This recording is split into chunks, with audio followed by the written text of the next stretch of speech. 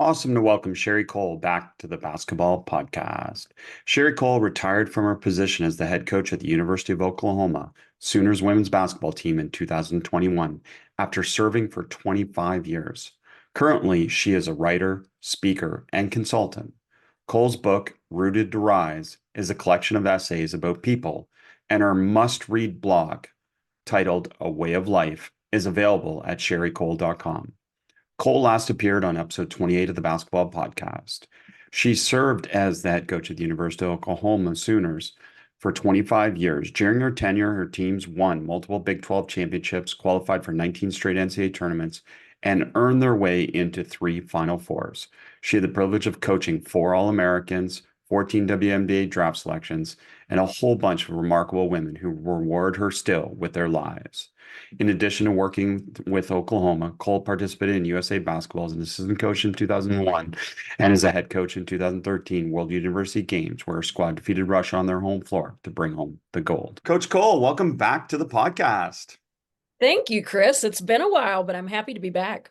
It's been a while, but grateful to have you back. And Coach, I mentioned in the intro to others that you've moved on to a different life, writer, speaker, consultant. And what I really liked is that you said when you walked away from basketball coaching, you did so with intention. Can you explain that? Yeah, I think one of the things that made the transition maybe not easy, but although it felt pretty easy, if I'm being honest, what made the transition as simple as it was the fact that I was running towards something. And I think that's essential. I find that people really struggle when they just step off the cliff and don't know where they're going.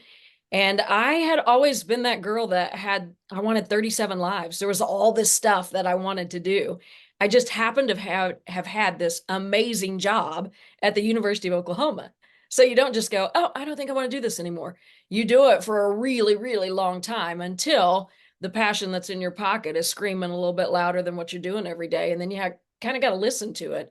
And I think COVID really helped with that too. It quieted the world and I could hear some things and see some things and make some decisions based on perspective that is not easy to access when you're in the grind every single day. So I felt fortunate to have that. But I had always wanted to write. In my life before I was a head college basketball coach, I was a high school basketball coach and an English teacher and had been a lifelong writer until probably the last, I don't know, 8 years of my coaching career, because with the insurgence of social media, you felt like you needed to be reaching out to people all the time. And so I sort of traded that off, and I can't blame the world for that. I chose that, but I traded that off for writing time. And I found during COVID that I'd really, really missed that. And we won't get into the other 36 lives then, or 35 lives, but obviously I can relate to that completely. And people ask me all the time about leaving coaching, and certainly you miss parts of it, but truly, again, you just move on to something else when you have a purpose. And that's really been the beautiful thing about what you've done, right? You've moved immediately into a purpose where you won't miss it as much because you're doing something that you value. Yeah, I think that's absolutely right, Chris. The other thing is, I, I don't know if coaches always realize how much of a skill set they have to offer the world. Coaching creates this wide, broad spectrum of skills. You can do all kinds of things because you have to do all kinds of things. And it's a great career to be able to parlay into other careers because you have a lot of experience in different types of activities and in different circumstances and with different types of people. It's just a very diversified profession. So you come out of that with a wide range of skill sets. And I don't think that a day goes by in which I don't use my coaching background. Such a great point. I'm glad you connected that for us. And, Rooted to Rise, I had a chance to read it, tremendous writing within it. But what inspired you to write it, and what message were you hoping readers would take away from it? That's a great question. I wish I had a better answer, but I'm going to tell you the real answer. When COVID hit, our sports information director asked me if I would write a piece for the website because all eyes were focused on Soonersports.com in a way that they'd never been before, because everybody's sitting at home with nothing to do.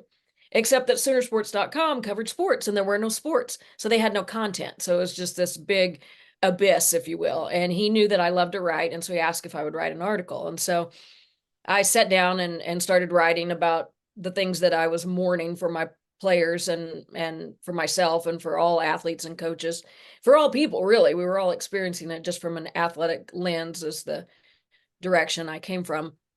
And I realized when I cleaned that up and revised, I'd be staying up for, hours at night working on it and not be tired.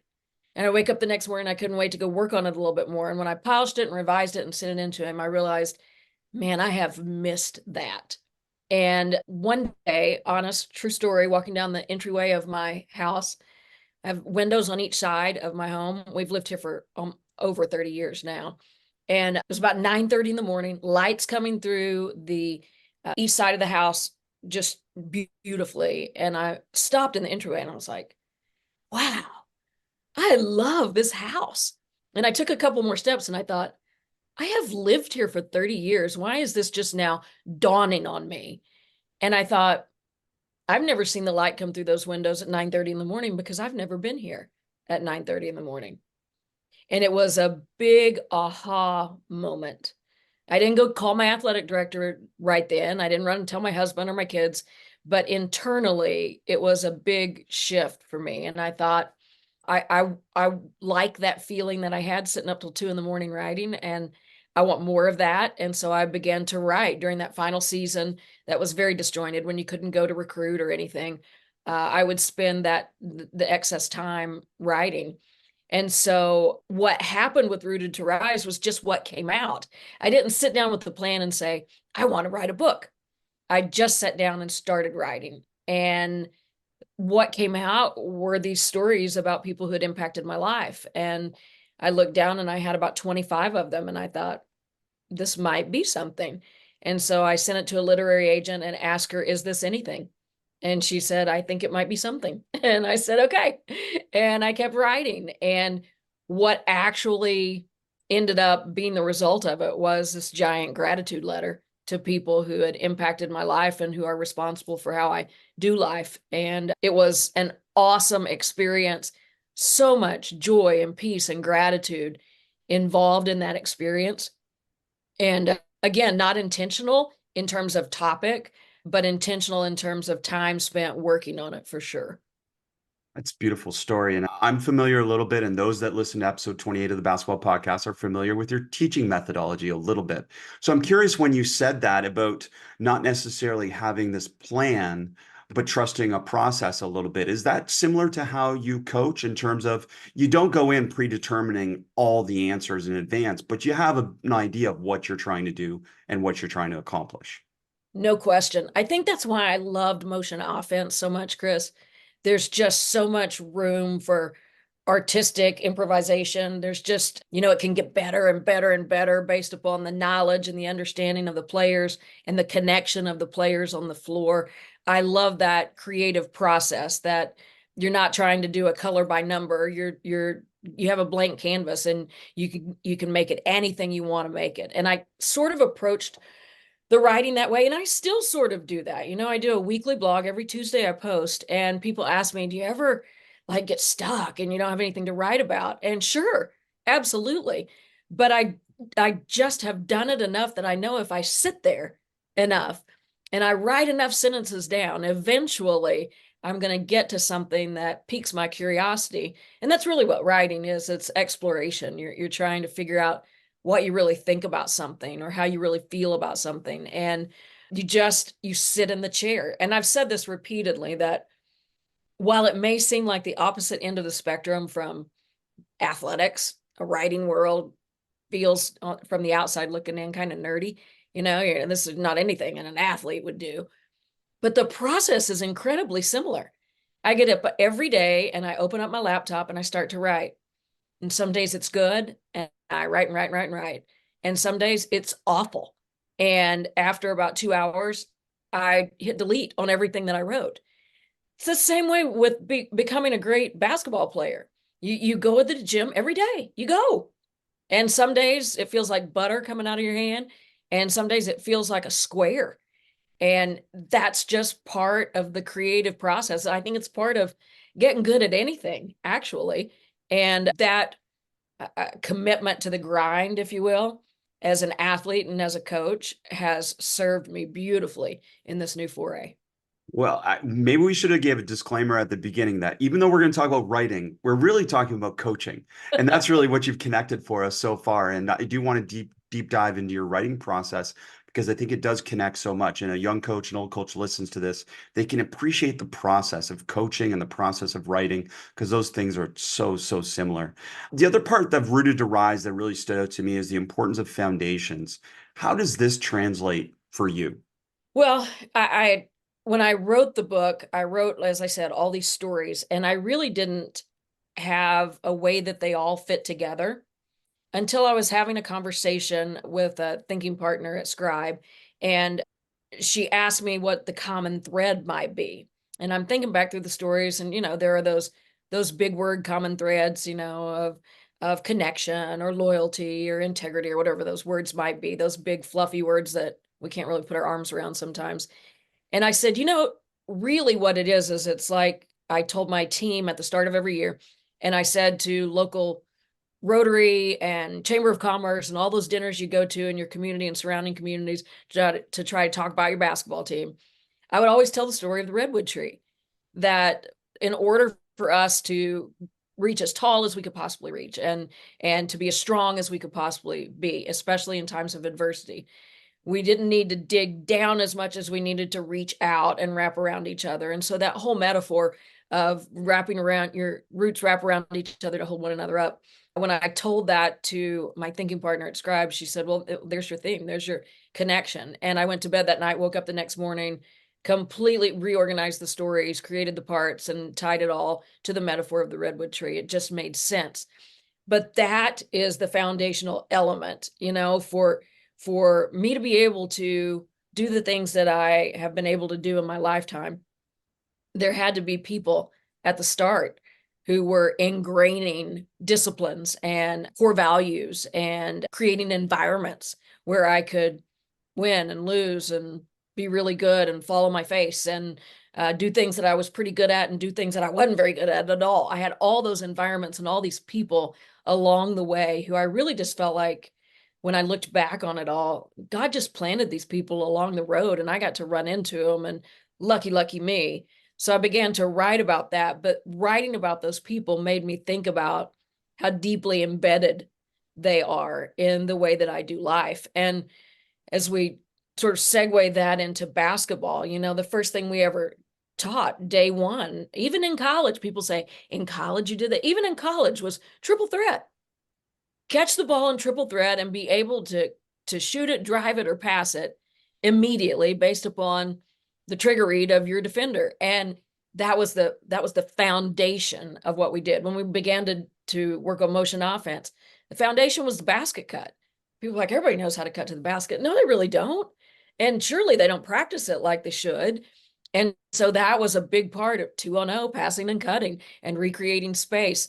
Those things had to be in place so that when we got that blank canvas for our motion offense, we had some ability to paint it in the way we wanted it to be. But without those fundamental pieces, never could we have created anything that was going to lead to success. We both do some consulting work, I assume with some colleges you work with. And the way you just described your work with your writing partner at Scribed kind of struck me as a lot of what I do in terms of consulting, where it's like that coach is talking to me about a whole bunch of things. And really, I'm holding space to be able to help them to come up with their own solution or to co-create that solution. And I think that was just a beautiful example that illustrated a lot of the work that I'm sure you do with consulting as well. No question. You just hit the nail on the head, and you have to fight at the beginning this urge where you're thinking, I didn't really do anything there. What did I do? I didn't, because Yeah. we're not supplying a solution. And I remember stubbing my toe on that when I began to transition in my career from being such a telling coach to an asking coach. I remember thinking, I, I don't know what I'm doing here. I'm not adding any value here. And you learn through the process of it all that holding that space for someone to, sometimes for a coach, they just need to vomit in a safe place. They really do. That's a big part of it. But it's amazing how when we articulate what it is that is challenging us or the impediment that's out there, how we can find our own way through it. But we need a good, safe listener where we can dislodge all of that so that we can untangle it and find our way through. And so asking, just like asking players, tell me why you went there.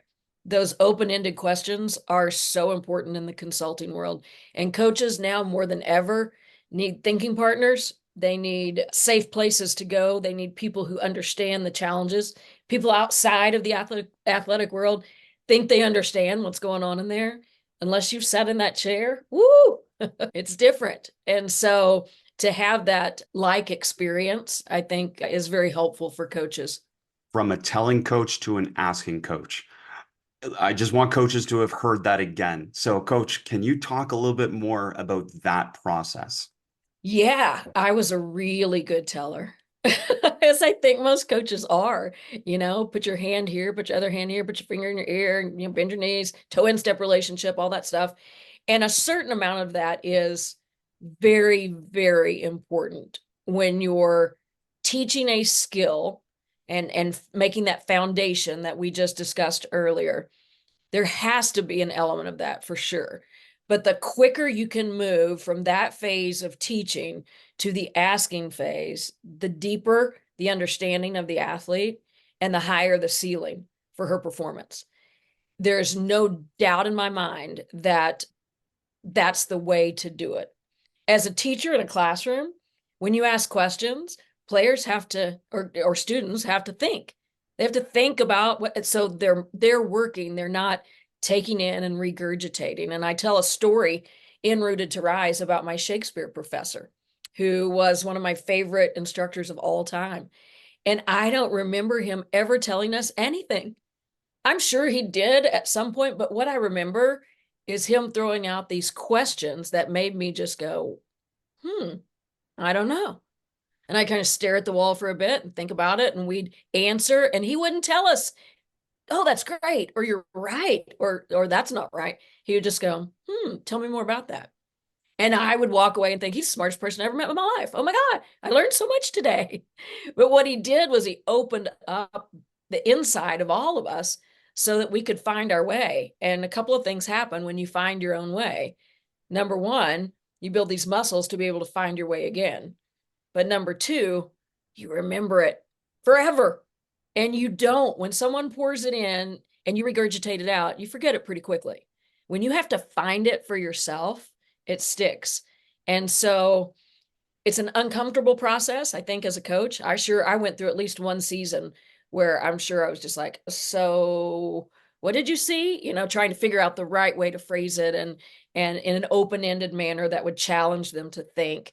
And you get better at it the more you do it, like anything. You just do it and then it becomes second nature and it's comfortable. And the cool thing is, after you do it for a while, they start to do it with one another and back to you, which is the greatest thing ever. Like, Coach, why did we do that? Oh, I'm so glad you asked. Let me tell you. So you engage in these conversations that are about when and where and how and why, all of those things rather than just the what. It's all those things, which is what the game of basketball requires, because every second is different. No matter how many times you practice a layup, you don't hardly ever get that same layup twice in your whole lifetime. It's different every time because you're running or the ball's arriving here or there, or a defender's coming. So that ability to adapt to situations and think on your feet and be willing to sort of nudge your way through situations. That's what you're training as much as the skill. I love talking about the teaching process with you. It's just always been a treat to be able to hear you talk about it or to talk to you about it. Because one of the main reasons is that when you talk about teaching, what you're really focused on more than anything is learning. And that's really the test. It's not about teaching, it's about whether they can learn. And that example of your professor there, the thing that struck me that so many coaches do and can improve at is that he didn't take away your opportunity for self-discovery. And that self-discovery leads to retention, which is ultimately, as you said, the goal. Just a beautiful, beautiful story, Coach. And I know we'll Well, talk you about just said it teaching and way better learning. than You just said it way better than I did. It I leads don't. to self-discovery. Absolutely, that's what it does. Well, that's why we're co-creating this together, and it's beautiful. Coach, we're going to come back to the book. We're going to come back to writing and inevitably coaching and teaching and learning. But something I really want to get to, because I think this is another part, just like a coach trying to decide about stepping away from coaching, like you talked about before, it's also this process. You mentioned it that you have two kids who like each other and you and your husband still. And that's such a beautiful way of saying it. And this is the goal, I'm sure, for every coach who has a family, of course. So can you shed some light on how you navigated and achieved this? A lot of help, had a lot of help. I was very, very fortunate in that my grandmother moved in with us and we built her a bedroom and bathroom when I got the job at the University of Oklahoma. So I had a toddler. Colton was 3, almost 4, and Chandler was born 2 weeks after I got the job at Oklahoma. So after that summer, she moved in with us and was like a nanny, which was, I mean, like, how did I get so lucky for that to happen? So my kids were able to have a pretty normal life, even though I was flying here and there and getting home at all hours and leaving at all hours. They were able to have a routine and go to bed and take their bath and read bedtime stories and all of that, even if I couldn't be here to facilitate that. But I think one of the one of the things that was a constant throughout that 25-year coaching career is that my kids always understood exactly where I was and what I was doing. Even when I was gone a lot, there was a comfort level in that because they had been in my office, they'd been in my practice gym, they traveled sometimes. I took them recruiting a lot, especially when they were really young.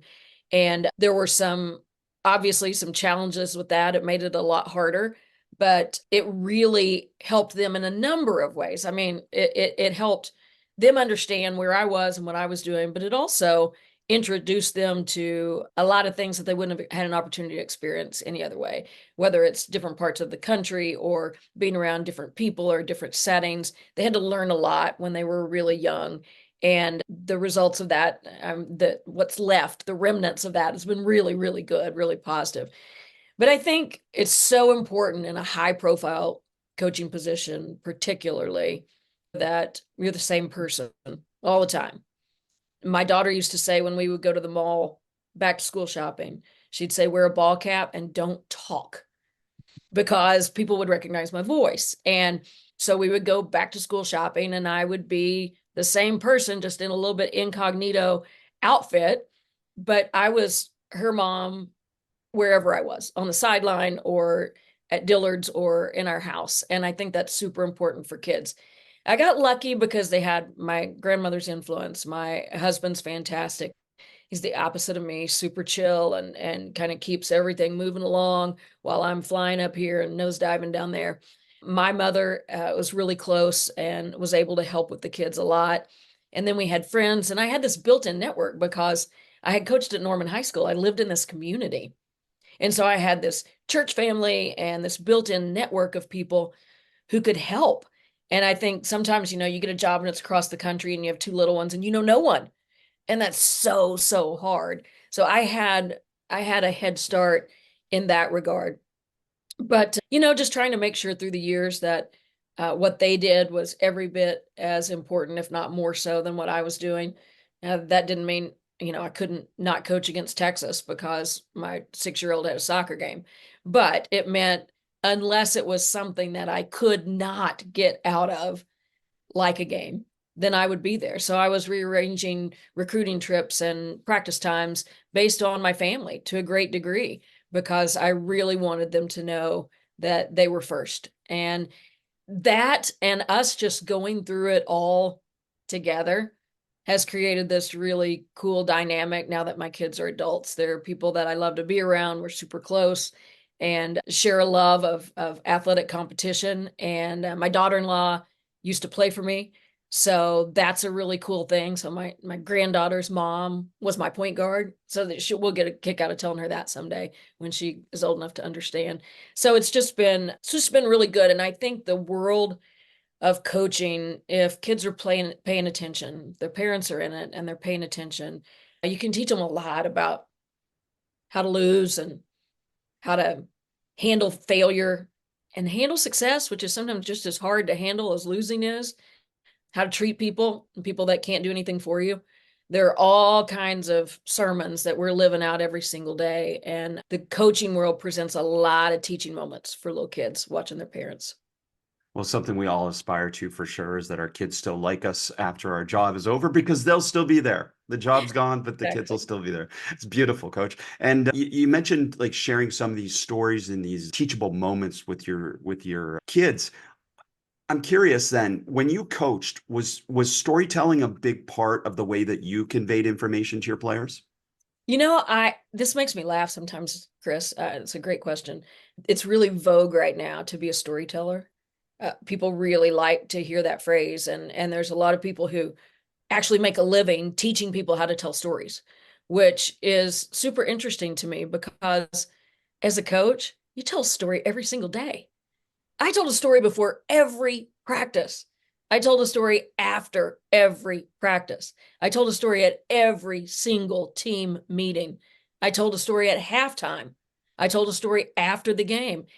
That's what you do is you create this narrative that people can be themselves along. And I'm just always just kind of shocked at the revelation that people have that storytelling sticks. If if as coaches we stand in front of our team and talk about numbers and stats and angles, as important as they may be for moving the ball and helping on defense and all those things, we have to put it in a context that will allow them to remember it and relate to it. And stories do that. Stories stick. And so you learn as a coach at camp and as a coach of a team, both at high school and at college, to tell stories to help them remember and help them stay engaged. And then you tell stories to your fan base, and it just continues. There's just a ripple after a ripple after a ripple. It's what you do. Speaking of stories, and this may be my bias as a coach, but so many of your stories with the blog and in the book as well, I mean, they seem to focus on resilience and overcoming challenges. And it's what struck me is it's not always about big victories. Like a lot of your stories aren't about big victories. Some of them are just about small victories. But I'm just curious, is that conscious on your part that a lot of the stories and a lot of the blogs that you share do focus on kind of sharing some stories of resilience and overcoming challenges? No, but I think anybody who's living and walking and breathing on this planet faces way more of those every single day than the big ones. They're just every single day you have all these tiny wins and all these little losses, and we tend to think as people, we tend to hone in and remember those tough times, those losses a little bit more than we do the wins. And there's so much to learn from there. And so there's never a gap. There's not, you don't, the well is never dry there because we're constantly tripping over something and running into a wall and feeling stuck somewhere. And so those stories never ever get old. We all face them constantly every single day.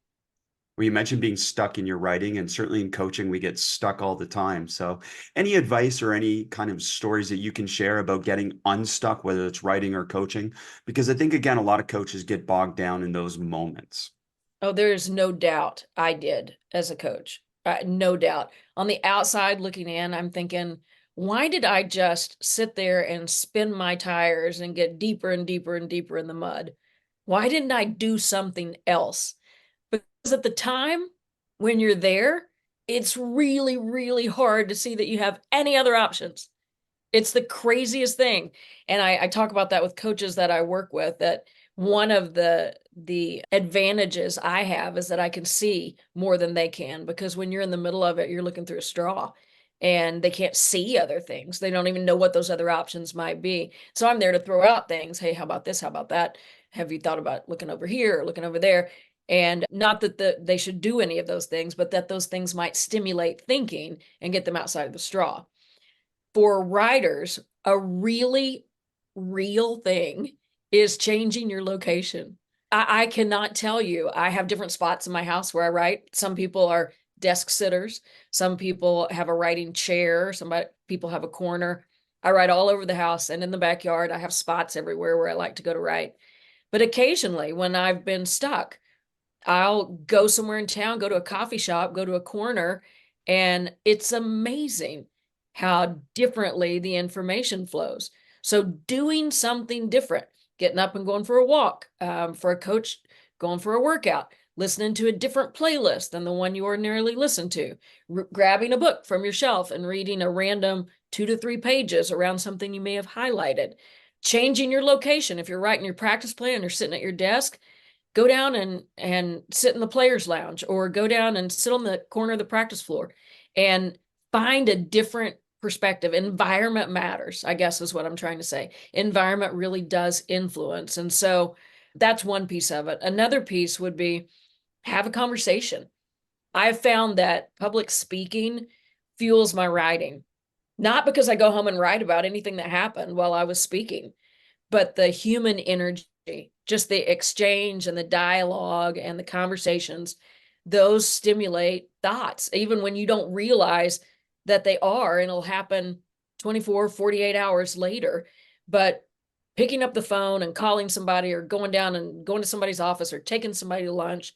And to coaches, I would say, get outside of your sport, particularly. If you can, get outside of athletics entirely and go talk to somebody who runs flower shop, doesn't have any idea about what you do. You'll find more space for stimulation there. But it's, if you can't, if you don't have a wide net to cast outside of the athletic world, if you're a basketball coach, get out of basketball. Go talk to the soccer coach for a little bit, or go watch football practice. You'd be amazed at how many ideas will come to you when you're watching a football coach try to orchestrate 120 guys at once when you got 15 in your gym. There are all kinds of ideas that pop up. So I think interaction with other people and getting that thought stimulation is super important. And sometimes the best thing to do is just walk away. Just walk away. I have a friend who, when I'm stuck and I call him, he'll say, walk away. And it makes me so mad, because I don't want to walk away. I want to finish it. But it's always better when I come back to it. And I wish I had had someone when I was coaching to say, walk away. Do not watch 5 more minutes of film. Do not have one more team meeting. Walk away. We just need to give ourselves room to breathe sometimes. Such great advice. I mean, as coaches, we do tend to think that we can outwork the problem, but then we don't allow space for it to happen, to let it happen. And that's sometimes the case. But Coach, you said something there that I really want to dive deeper into, because you mentioned this human interaction that helps us get unstuck, or to get new ideas, or to become more creative. And I'm imagining for you that a lot of that comes from the questions people ask. The curiosity of people that you interact with stimulates so much thinking. So can you give us some examples of the different types of questions that you've been asked throughout your career that have kind of stimulated you to think differently? Well, in the last 3 years, if I had $1 for every time I've been asked if I missed coaching, Of then I would course. be incredibly wealthy.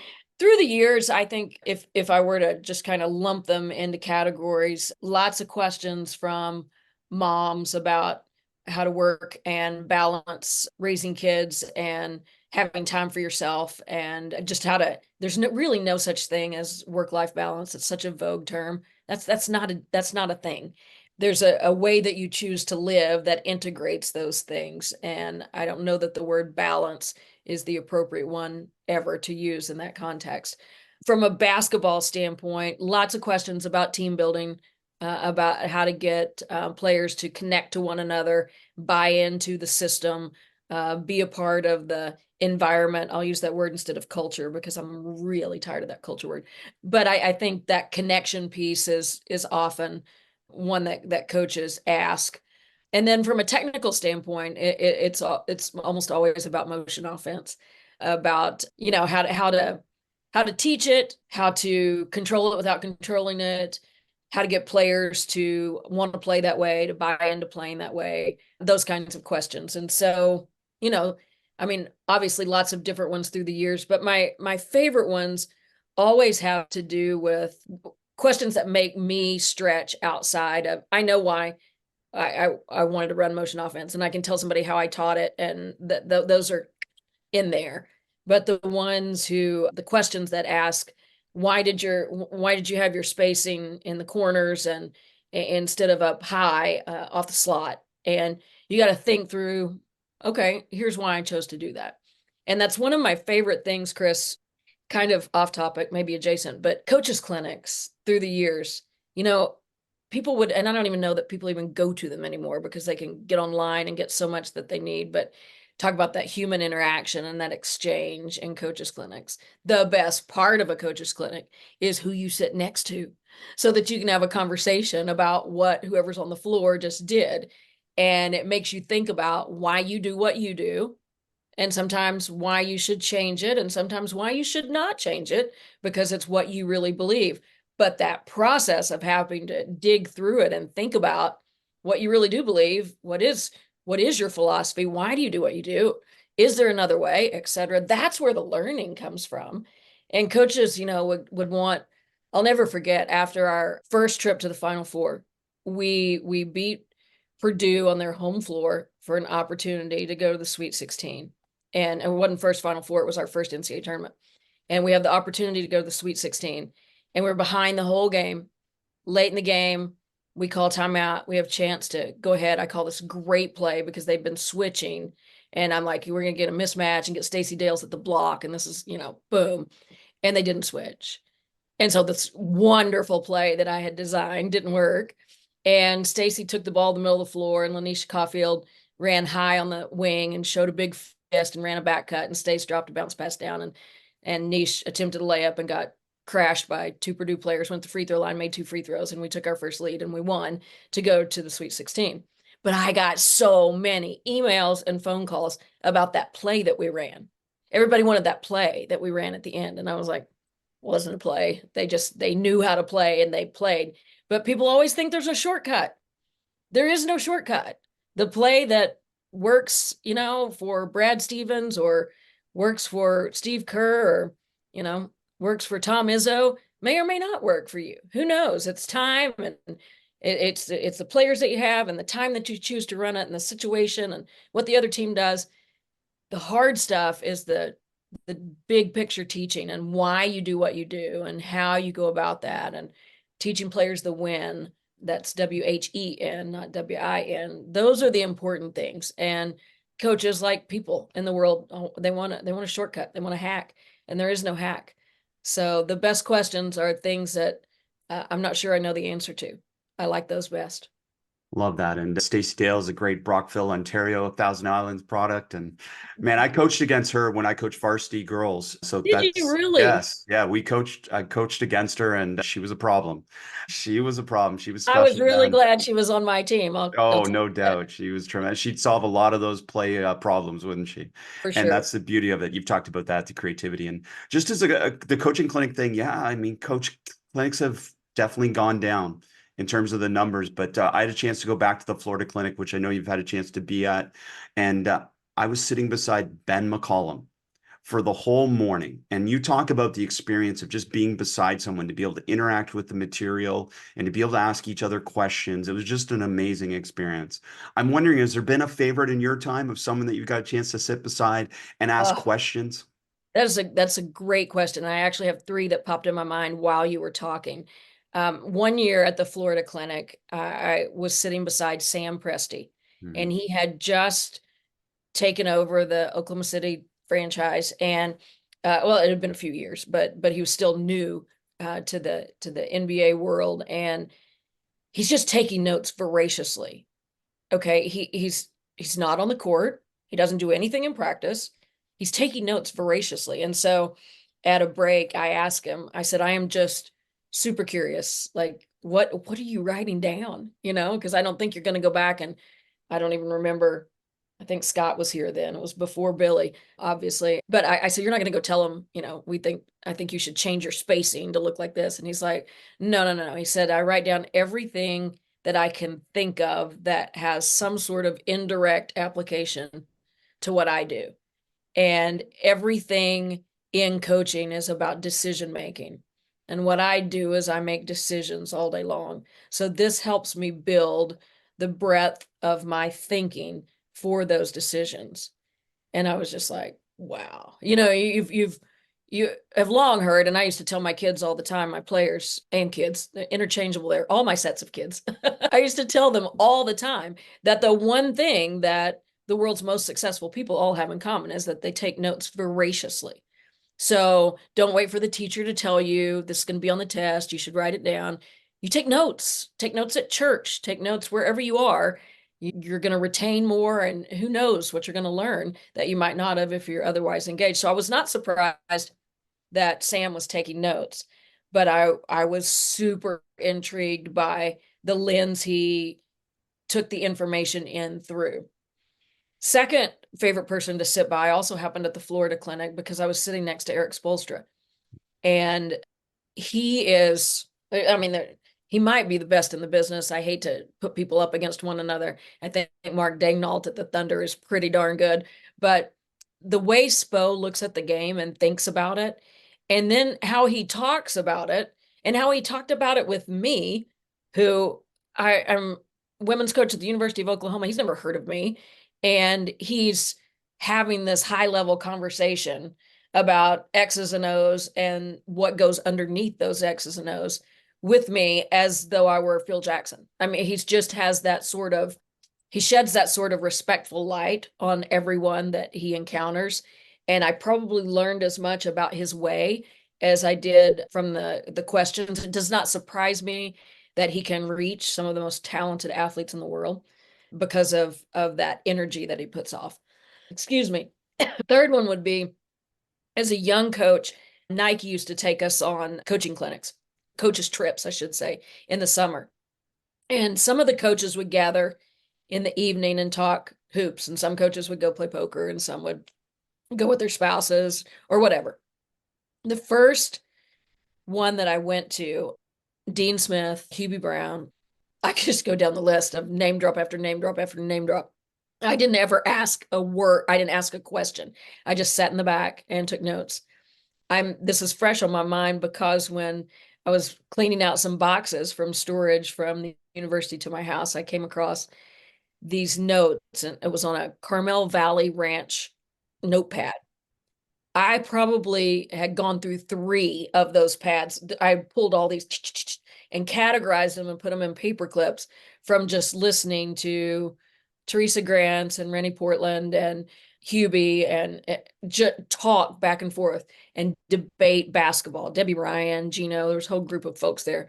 But I have all these huge stacks of notes from Carmel Valley Ranch from just listening and trying to pull in nuggets. And out of those notes, I maybe used, I don't know, 4 or 5 different things. But wow, solid gold to have those opportunities. And what you build are those relationships.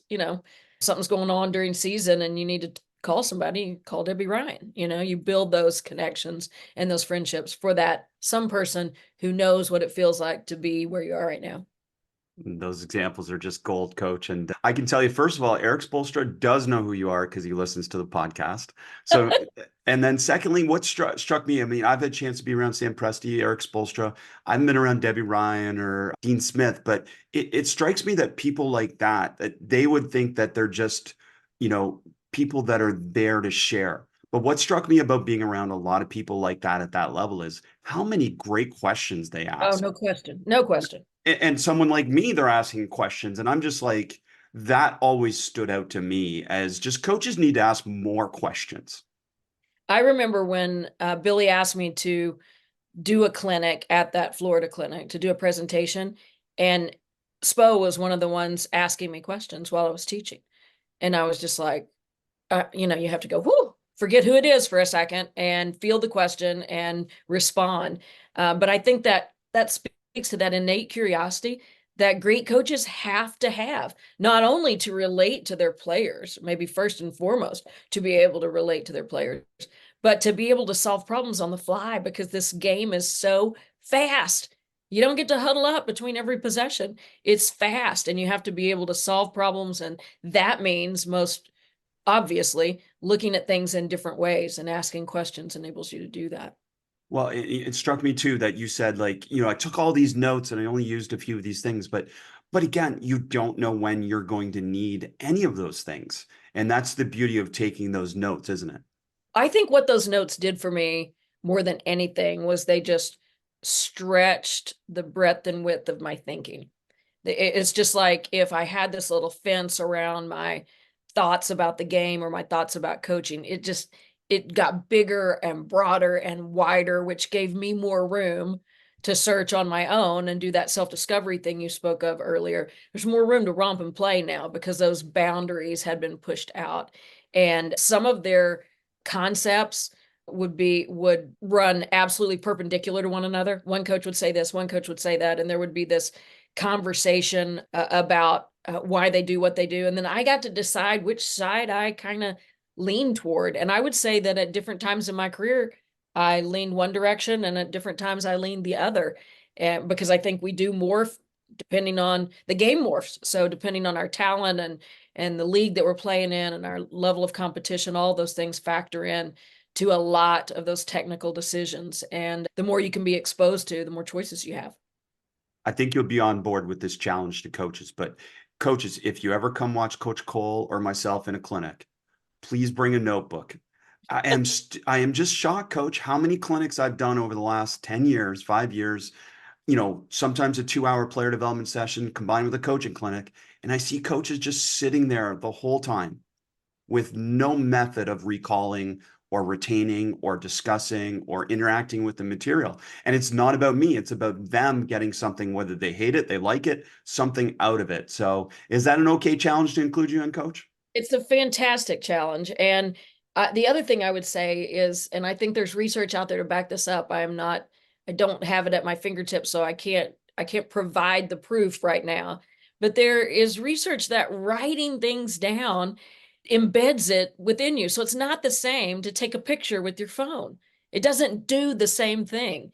That writing process, I can still see so many of my notes that I took at clinics where I would jot down in the margins. I'll tell you a real quick story that's kind of cool. I, through a friend of a friend, was connected with Herb Livesay, and I've never met Herb before. But in my theory of coaching basketball class that I took in college under Dan Hayes, he was teaching us about, going through the curriculum of the fundamentals of basketball coaching 101.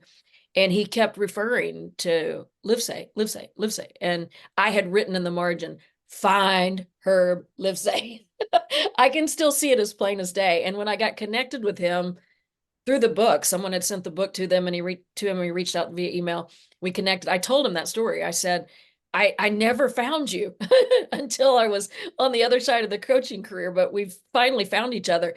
I can see in my theory of coaching basketball notebook that you had to turn in at the end of the year in the margin where I had written, find him. And it's those kinds of things when you're taking notes in a class or at a clinic and you write down a little reminder to yourself on the side.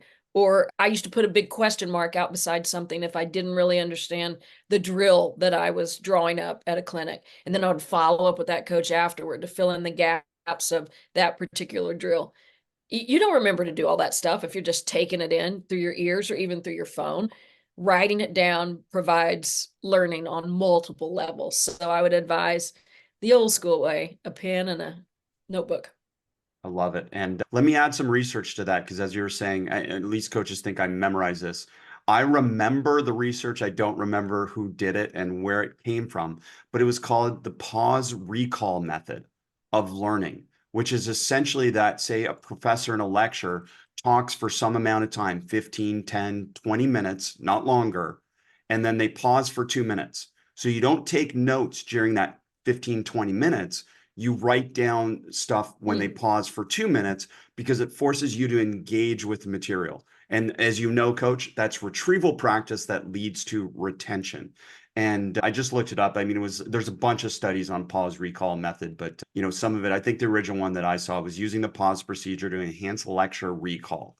As 1987. So it would have gone back towards my master's and stuff like that. But why not? Let's add some research to it, Coach, a challenge and some other stuff. You and I can geek out on this all the time, can't we? Yes, for sure. I love that. I love the curiosity with which you approach it with and, all the different things. And I do want to ask this because you've said the greatest gift you can give someone is an opportunity. Can you talk a little bit about that and maybe an example that kind of brings that home? Well, In the world of coaching, we have players who all they want is an opportunity. And I think what you teach as much as anything is that every single second of every single day is an opportunity. It's how we look at it. And for players, practice is an opportunity. So is the weight room. So is watching film. There are all kinds of opportunities that stack up. It's not just the 2 minutes you get to go in a game or the 5 minutes or the 30 minutes or whatever it is you play. And so I think the learning, helping young people learn to see opportunity everywhere because it is there. That's, I think, part of our charge as coaches. And when you ask me about a specific example, I don't know that an immediate one comes to mind, but I can say that, and I think of my children in this respect, that sometimes you create opportunities where they don't necessarily look like they're there, like the door that's not a door. It looks like a wall, but it's really a door. If you mess around with for a little bit, you'll find that it just might open. To teaching them to make sure to try things. You never know where it will lead. You never know what trying out for this, running for student government or trying out for a play or whatever it is, where that might take you, even though you're not necessarily on that route. And so I think we just have to open up our minds, open up our perspective, and give opportunity a chance. Beautiful. And it's well said in terms of those things. Let me just pause for a second. Coach Cole, I mean, I can't thank you enough. I'm so grateful that we've had a chance to connect again during your career and just after your career. And I know this isn't the last time that we'll have you on the podcast, but thanks so much for sharing with us. Oh, I enjoy it always, Chris. I just appreciate the service you provide for coaches. And I think a lot of non-coaches too. I know people who aren't in sports at all who listen to your podcast because, again, as we discussed throughout the past hour or however long it's been, those skill sets are they just jump over boundaries and they're applicable to all kinds of things. So keep putting that good stuff out in the world.